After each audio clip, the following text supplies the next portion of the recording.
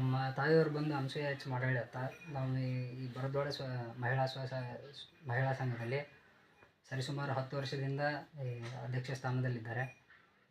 ಸತತವಾಗಿ ನಮ್ಮ ಹಾಲು ಉತ್ಪಾದನೆಯಲ್ಲಿ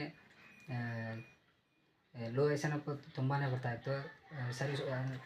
ಕ್ರಮೇಣ ಸುಧಾರಿಸ್ತಾ ಬಂದು ಈ ಮೊದಲಿನಕ್ಕಿಂತನೂ ಹಾಲು ಗುಣಮಟ್ಟದ ರೀತಿಯಲ್ಲಿ ಹೊಂದ್ತಾ ಇದೆ. ಅದೇ ರೀತಿ KMFದವರು ಕೂಡ ಬಹಳ ಸಹಕರಿಸ್ತಾ ಬಂದಿದ್ದಾರೆ.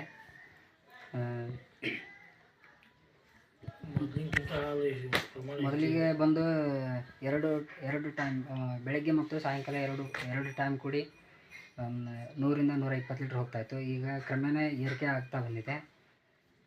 ಹೊಳ್ಳಿ ಅದೇ ರೀತಿ ನಮ್ಮ ಸಂಘದಲ್ಲಿ ನಮಗೆ ಕಟ್ಟಡದ ಸಮಸ್ಯೆಯು ತುಂಬ ಇದೆ. ಇಲ್ಲಿ ಸರಿಸುಮಾರು ಒಂದು 40 ಜನ ಸದಸ್ಯರು ಹಾಲನ್ನು ಉತ್ಪಾದಕರಿದ್ದಾರೆ. ಕೆಲವೊಂದಿಷ್ಟು ಇನ್ನೂ ಅನುಕೂಲ ಸಿಗ್ತಾ ಬಂದರೆ ಇನ್ನೂ ಹೆಚ್ಚಿನ ಪ್ರಮಾಣದಲ್ಲಿ ಇದನ್ನು ಬೆಳೆಸ್ಬೋದು ಅಂತ ನಾನು ಆಶಿಸ್ತೀನಿ.